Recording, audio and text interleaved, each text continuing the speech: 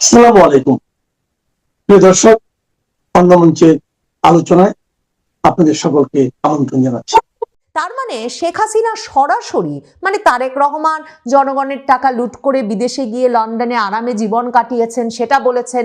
BNP সুযোগ পেলেই চরমপন্থীদের সঙ্গে হাত মেলায় সে কথা বলে বিএনপির রাজনৈতিক উদ্দেশ্যের প্রতি সন্দেহ প্রকাশ করেছেন। কিন্তু শেখ হাসিনা আবার এই সাক্ষাৎকারে বিএনপির ওপরেই ভরসা করছেন যে যদি বিএনপি আগামী সরকারটা গঠন করতে পারে তাহলে বিএনপি যাতে আওয়ামী লীগের ওপর থেকে নিষেধাজ্ঞা তুলে নেয় এবং আওয়ামী লীগকে একটা রাজনৈতিক বিরোধী দল হিসেবে দায়িত্ব পালনের সুযোগ করে দেয়। সে কারণে শেখ হাসিনা শব্দটি লিখছেন আই উড আর্জ দেম, আমি তাদের প্রতি আহ্বান জানাবো। ভারতের শীর্ষস্থানীয় গণমাধ্যম উইয়ন নিউজকে দেওয়া এক সাক্ষাৎকারে শেখ হাসিনা বেশ কিছু বিস্ফোরক মন্তব্য করেছেন। প্রথমতই আমাকে এই সাক্ষাৎকারটি বিশেষভাবে চমৎকৃত করেছে যে এর শিরোনাম করা হয়েছে যে আমার প্রথম অগ্রাধিকার হবে বাংলাদেশের সাংবিধানিক শাসন ব্যবস্থা ফিরিয়ে আনা। My first priority is restoring constitutional governance. Zee নেটওয়ার্কের উইয়ন নিউজের সহযোগী সংস্থা জি 24 ঘন্টাকে দেওয়া এই এক্সক্লুসিভ সাক্ষাৎকারে সংবাদ মাধ্যমটি যাকে এক্সক্লুসিভ ইন্টারভিউ বিশেষ সাক্ষাৎকার হিসেবে অভিহিত করছে, সরাসরি শেখ হাসিনাকে প্রশ্ন করা হয়েছিল যে বাংলাদেশে নামার পর আফটার ল্যান্ডিং ইন বাংলাদেশ আপনার প্রথম অগ্রাধিকার বা আপনার অগ্রাধিকার কি হবে, আপনার প্রায়োরিটি কি হবে। এবং শেখ হাসিনা এটা যে একটা অনিশ্চয়তায় ভরা ব্যাপার, কবে তিনি ফিরতে পারবেন সেটা যে শর্ত সাপেক্ষ ব্যাপার, কি কি পরিস্থিতি হলে তিনি শিগগিরই বাংলাদেশে ল্যান্ড করবেন, এসব কোনো বিষয়ে না গিয়ে শেখ হাসিনা অত্যন্ত আত্মবিশ্বাসের সঙ্গে এবং সরাসরি উত্তর দিয়েছেন যে বাংলাদেশে নামবার পর তার প্রধান কাজ হবে বাংলাদেশে কনস্টিটিউশনাল গভর্নেন্স, সাংবিধানিক শাসন ব্যবস্থা ফিরিয়ে আনা এবং আইনের শাসন প্রতিষ্ঠা করা। তিনি বলেছেন বাংলাদেশে মাসের পর মাস ধরে আইন শৃঙ্খলা ব্যবস্থা ভেঙে পড়েছে, মব ভায়োলেন্স চলছে, যাকে ইচ্ছা যেখানে ইচ্ছা যেভাবে ইচ্ছা আটক করা হচ্ছে এবং বাংলাদেশের গণতান্ত্রিক প্রতিষ্ঠানগুলোকে উদ্দেশ্যমূলকভাবে ভেঙে ফেলা হয়েছে এবং 1.5 লাখের বেশি মানুষ এখন বিভিন্ন ভুয়া মামলায় কারারুদ্ধ আছে। এসব কথা উল্লেখ করে তিনি বলেছেন সেসব ভুয়া মামলায় আটক ব্যক্তিদেরকে সাথে সাথে মুক্তি দিতে হবে, রিলিজ মাস্ট বি ইমিডিয়েট, এবং বাংলাদেশের সাংবিধানিক শাসন ব্যবস্থা প্রতিষ্ঠিত করতে হবে। এরপর তিনি বলছেন যে এর বাইরে যা যা ইউনূস ধ্বংস করেছেন তা আবার পুনর্গঠন করতে হবে, কারণ বাংলাদেশের যে দ্রুত বর্ধনশীল অর্থনীতি সেটা একরকম থমকে দাঁড়িয়েছে। বাংলাদেশে সকল রকম বিনিয়োগ বন্ধ হয়ে গেছে, নিয়োগের যে সুযোগ, চাকরির যে সুযোগ, এমপ্লয়মেন্ট অপরচুনিটিস সেটা থেমে গেছে, কৃষক শ্রমিক এদের কাজের সুযোগ থেমে গেছে। এসব আবারও নতুন করে গড়ে তুলতে হবে এবং তিনি বলেছেন বাংলাদেশে এই মুহূর্তে মবের সন্ত্রাসের মুখে কোনো আইনের শাসন নাই এবং বাংলাদেশের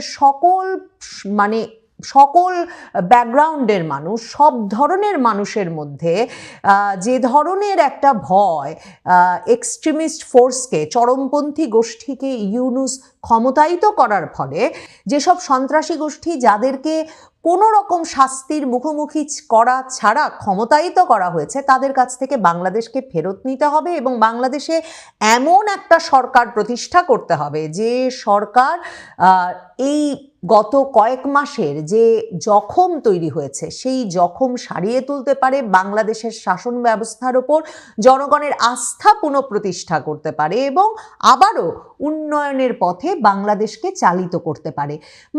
শেখ হাসিনা স্পষ্টতই এ ব্যাপারে আত্মবিশ্বাসী যে তিনি বাংলাদেশে ল্যান্ড করতে যাচ্ছেন, বাংলাদেশে নামতে যাচ্ছেন ইউনূস সরকারকে হটিয়েই, এবং সেটা খুব শিগগিরই ঘটতে যাচ্ছে।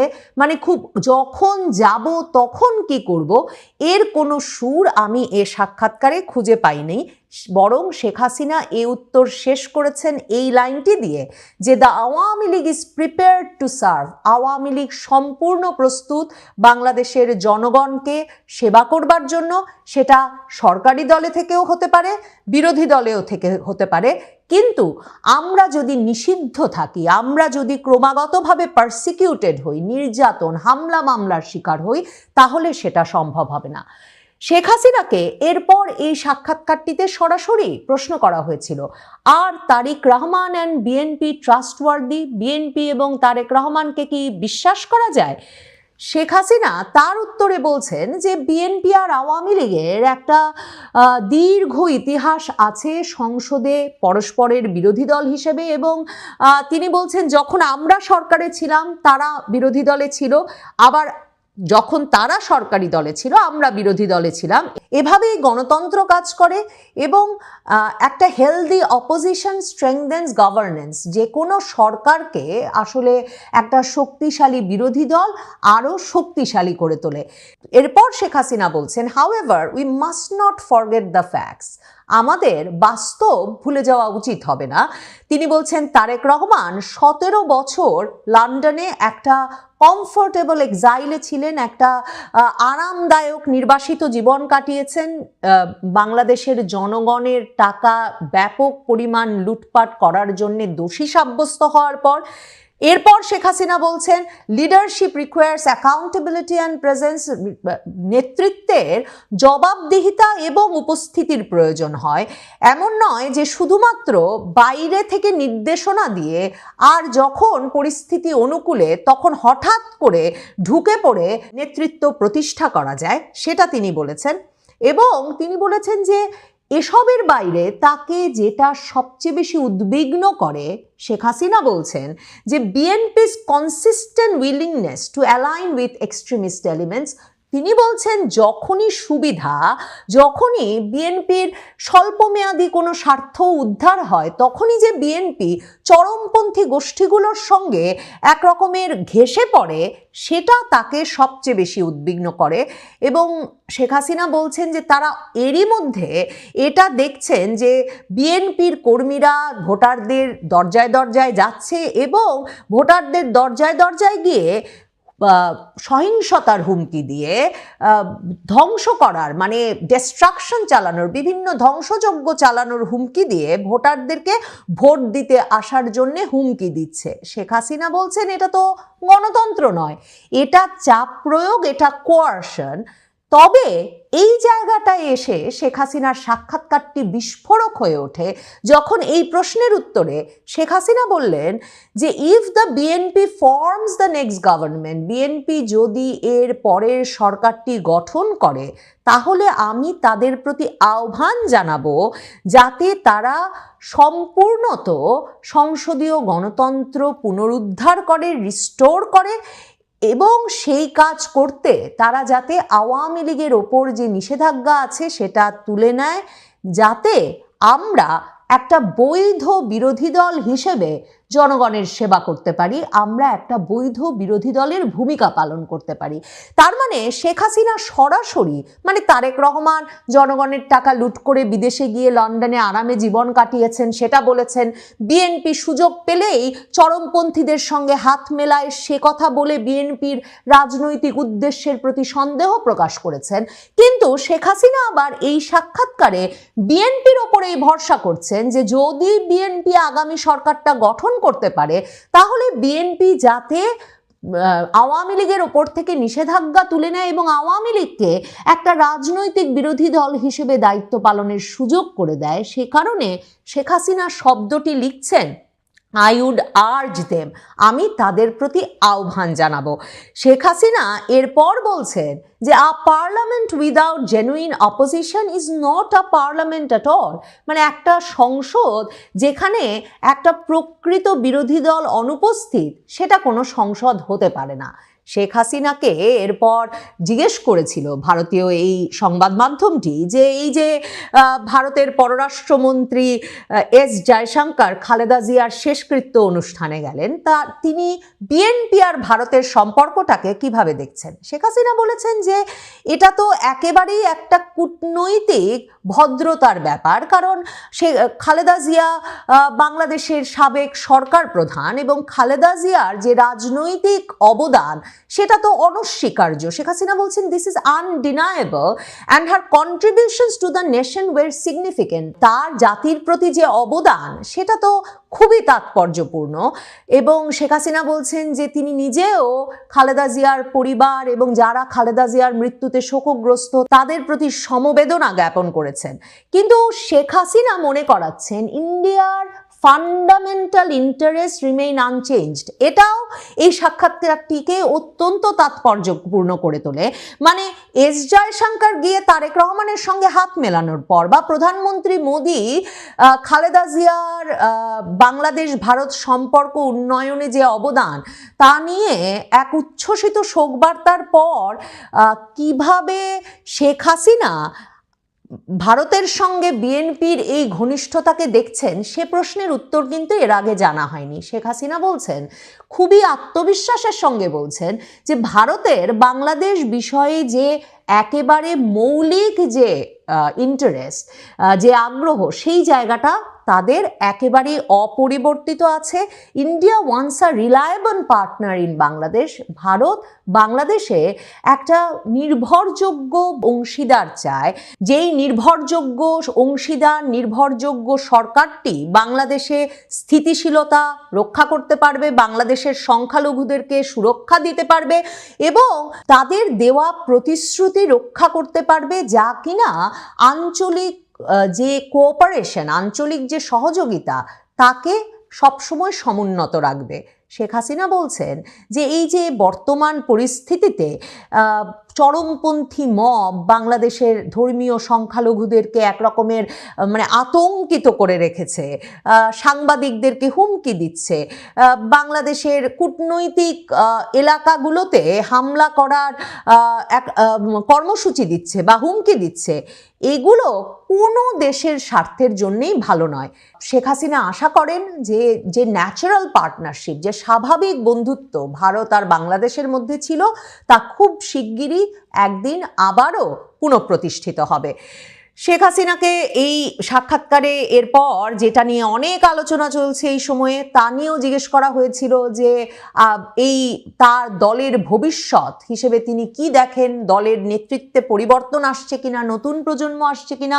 তিনি উত্তরটা শুরুই করেছেন এই বলে যে আওয়ামী লীগ কোনো একটি পরিবারের ওপর নির্ভরশীল নয়, নিশ্চিতভাবেই আওয়ামী লীগের নেতৃত্বে পরিবর্তন প্রয়োজন, এমন তরুণ নেতৃত্ব আসা প্রয়োজন যারা কিনা একেবারে বাংলাদেশের গ্রাম শহর সকল তরুণ প্রজন্মের প্রতিনিধিদের মনের ভাষা বুঝতে পারবেন এবং যারা কিনা একই সঙ্গে বাংলাদেশের ইতিহাস ঐতিহ্যকেও ধারণ করবেন। কিন্তু আওয়ামী লীগের নেতৃত্বে পরিবর্তন নিয়ে যে আলাপ চলছে, শেখ হাসিনা মনে করাচ্ছেন সেটা তো আসলে একটা দল যখন নিষিদ্ধ এবং একটা দলের নেতা কর্মীরা যখন বিপুল পরিমাণে হামলা মামলার শিকার এবং কারারুদ্ধ অবস্থায় জীবন কাটাচ্ছেন, তখন তো একটা দলের আসলে নেতৃত্বে পরিবর্তন আনা সম্ভব হয় না, যখন কিনা ওই দলটির সদস্য পদকেই একটা গুরুতর অপরাধ হিসেবে চিহ্নিত করা হচ্ছে।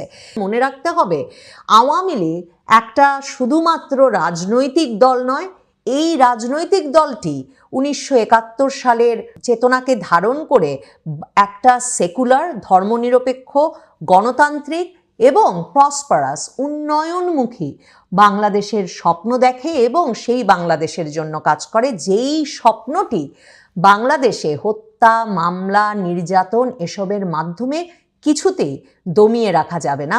কাজেই শেখ হাসিনা বলছেন তিনি ধৈর্য ধরে আছেন, কারণ তিনি জানেন এই সরকার ভয়ের ওপর প্রতিষ্ঠিত হয়েছেন এবং তারা যে আওয়ামী লীগকে নিষিদ্ধ করে দিয়েছে সেটা বলবৎ তারা রাখতে পারবে না, কারণ শেষ পর্যন্ত বাংলাদেশের মালিক এর জনগণ এবং জনগণ বাংলাদেশকে ফিরিয়ে নেবেই।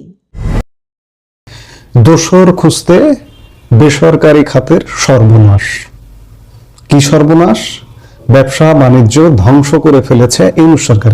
এই যে পরিবর্তিত বাংলাদেশ 2024-এর আগস্টের পরিবর্তনের পরে আওয়ামী ফ্যাসিবাদ, তথাকথিত ফ্যাসিবাদ ইউনূস সরকার এবং এই নয়া বন্দোবস্ত আওয়ামী লীগকে বলে ফ্যাসিবাদ বা ফ্যাসিজম। আসলে ফ্যাসিজমের সংজ্ঞা অনুযায়ী ফ্যাসিস্টকে, সেটি যদি আপনি সংজ্ঞায় ফেলেন তাহলে ইউনূস বড় ফ্যাসিস্ট।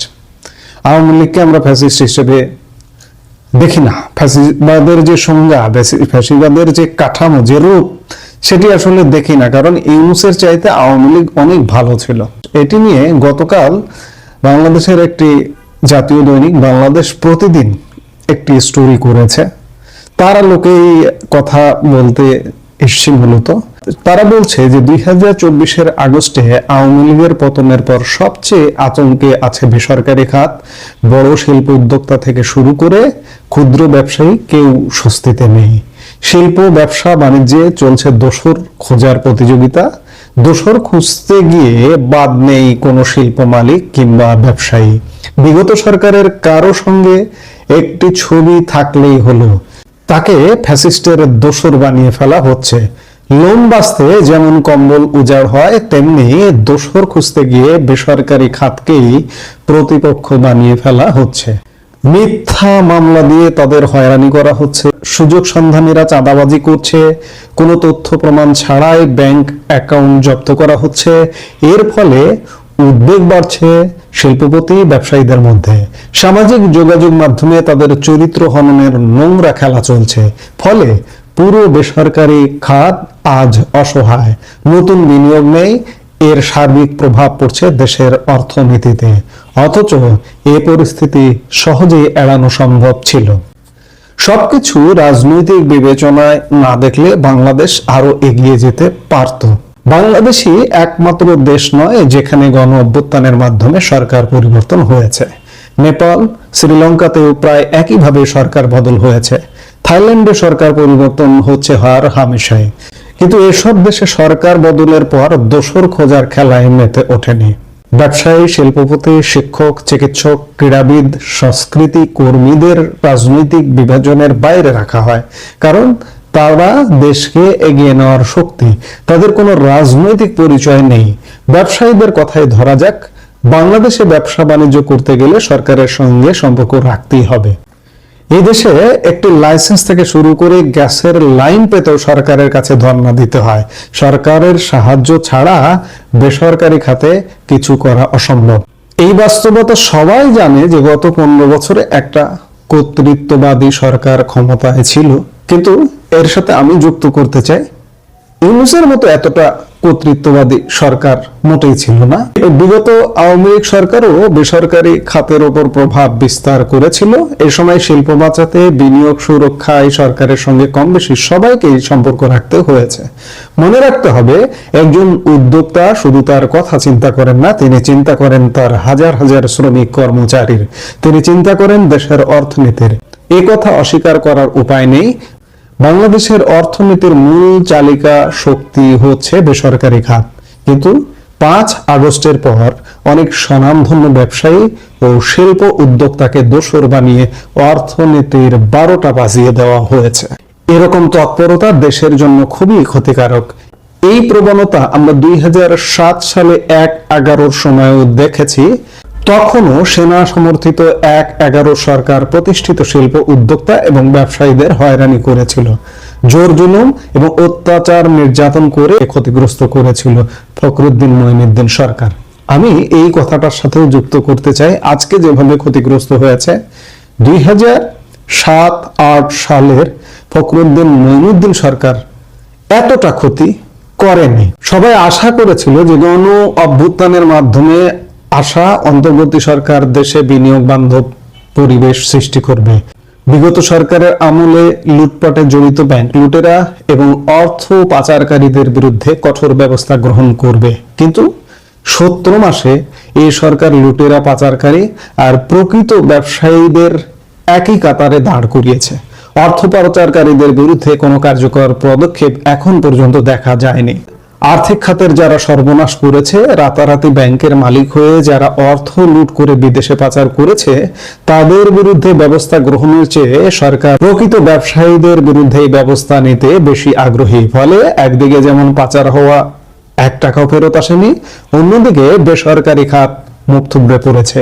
এই অবস্থায় নতুন করে বিনিয়োগ করার মতো পরিবেশ কিংবা সক্ষমতা কোনোটাই তাদের নেই। বিনিয়োগ করার কারণে সর্বশেষ 2024-25 অর্থ বছরে দেশের বেসরকারি খাতের বিনিয়োগ প্রবৃদ্ধি ঐতিহাসিকভাবে সর্বনিম্ন 0.1% নেমেছে। এমনকি কোভিড কালের চেয়েও এই সময়ে কম প্রবৃদ্ধি হয়েছে। বছর 5 আগে কোভিড মহামারী কালে লকডাউনের কারণে পুরো বিশ্ব একরকম থমকে গিয়েছিল। শিল্প কারখানা থেকে শুরু করে অফিস আদালত সবকিছুই বন্ধ ছিল সে সময়। বৈশ্বিক মহামারীর সে বছর বাংলাদেশের বেসরকারি খাতে বিনিয়োগ 0.2% মতো প্রবৃদ্ধি হয়েছিল। অন্যদিকে কোভিড কালে কর্মযোগ্য থেমে যাওয়ার মতো অস্বাভাবিক পরিস্থিতি না থাকলেও 2024-25 অর্থ বছর শেষে বেসরকারি খাতের বিনিয়োগ প্রবৃদ্ধি 0.1% নেমেছে। বিশ্বব্যাংকের তথ্য বলছে 2017-18 অর্থ বছরে বেসরকারি খাতের বিনিয়োগ প্রবৃদ্ধি হয়েছিল 14.5%। এরপর 2018-19 অর্থ বছরে এটি 8.6% নেমে যায়।